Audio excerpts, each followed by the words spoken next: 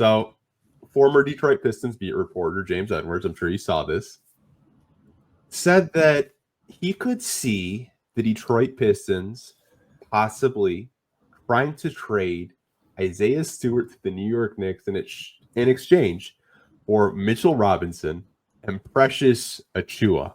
So I want to get your thoughts on this, because when I saw this, I was just like, I love James. I've had him on this podcast multiple times.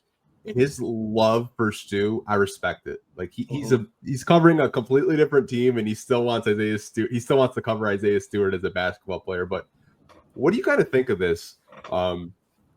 Due to the Knicks for Mitchell Robinson, who's injured right now, and Precious Achua, who's a rim runner but doesn't really play a whole lot of defense. If, as you said, if it's a player that has to be moved in order to facilitate some kind of roster movement, I wouldn't be surprised if Stu is one of those names. I just don't think the Knicks would be the area to, fish him around. Like you said, Mitchell Robinson, it seems like he's hurt a lot. He's a good player. I like his defensive, prowess that he brings to that team, but you've already seen they added somebody else. They're just fine. I don't think that moves the needle enough for what they need. Great. I think, it helps that he's, obviously taller, gives a little bit more productivity and upside, having a lob threat for Cade and a bit of a better rim protector. But I don't know if that's probably the best fit or option for him to go to. I don't see the Knicks as the team that they make that call for. But again, if Stu is the guy that they do kind of fish around in those discussions, I can see it. I absolutely could. He's still granted. He's been spectacular defensively. He's still very limited offensively. He doesn't really give the consistency, even though I think he's a little bit more improved as a finisher at the hoop. He's been pretty active as a rebounder. But still he is kind of active, he's a little more capped in terms of what his potential is offensively. And something else that bothers me, he can be a bit of a knucklehead sometimes. Like we saw earlier this season where, we got a technical foul. I forgot what game it was, but Cade had to come get in his ear. Like, why are you doing that? Like, for what? So it's still some things where I know he's revered as like the heart and soul of this team. He still does make some mistakes, though, and he still does have some limitations to his game that I think makes him a little bit more expendable than people might want to say. Yes, I know he's one of the first pieces of this rebuild in terms of the draft with Killian and Sadiq.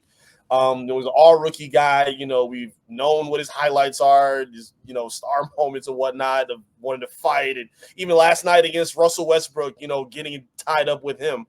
We love those moments, but at the same time, you got to have a little bit more than that. And if you're going to be that kind of a chippy guy, like it's one thing where if you're going to be a guy that's, edgy, you have to be, producing enough to the point where it's tolerable, like a Rasheed Wallace.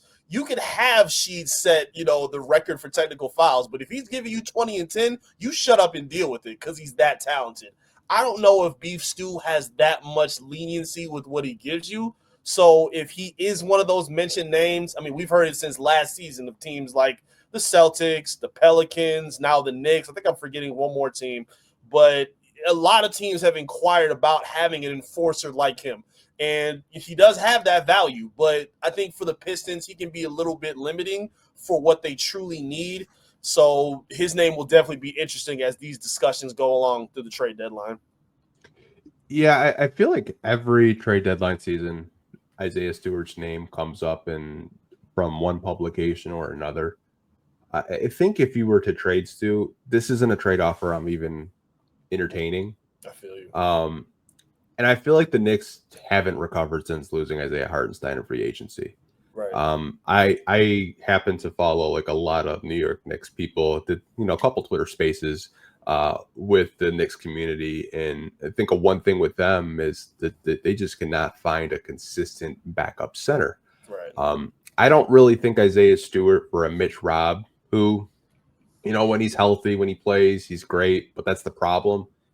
He just can't stay healthy. And at the end of the day, do the Pistons really want to trade for a project that's always injured? I don't think so. They're way past taking on reclamation projects. Yep. Precious Achiuwa, I've liked. I liked him when he was in Toronto. I liked him when he was at the University of Memphis. I was telling people he's the better of the big men at Memphis over James Wiseman.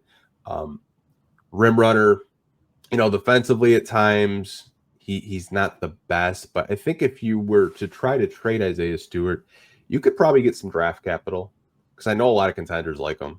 They like what he brings. Defensively, I think it shouldn't go unstated.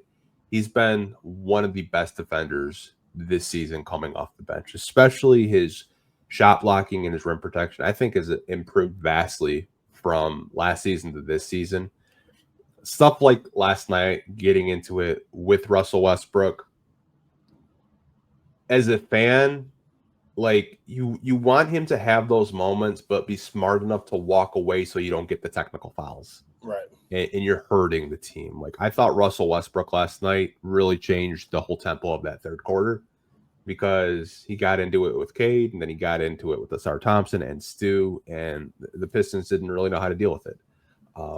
And Stu wears his emotions on his sleeve, and I love that at times. But there are certain situations where, like you mentioned, Cade had to get him this year against Washington because he wouldn't stop talking. Telling them like, hey, focus, lock in, like stop. At the end of the day, if they do decide to move on from Stu, I expect to be a contender or maybe a bubble team trying to, push into the playoffs that need more center help. But I don't think a trade like this with the New York Knicks makes a whole lot of sense. Chuck Brewer had a great comment saying, when are we going to stop helping the Knicks build their basketball team? Honestly, man, I'm over it. Like, Jalen Brunson would not be a Knick without the Pistons. Like we took on like no knees, Kimball Walker, Nerlens Noel, which I don't know if I've ever told you. Nerlens Noel story I heard from a coach. I'll have to tell you after the podcast is over. It's actually kind of funny. Okay. And then Alec Burks. Like we've done the Knicks so many favors. Even last year, like dumping Bojan and Alec Burks when we probably could have traded Bojan last year. Like we've done the Knicks so many favors of helping them build teams, helping them get players. At the end of the day, I think Trajan isn't going to do the Knicks any more favors. I just think he doesn't have the same relationships that Troy Weaver had with Leon Rose. I don't even know if Trajan even knows Leon Rose like Troy did, because I know Troy had a really, really good personal relationship with them because they've known each other for years. But no, I'm rambling a little bit. I don't think they trade Steve to the Knicks. I just don't see it. I don't think a trade package like this even moves a needle. There's not even a draft pick attached either. It's just like, right. What are we doing?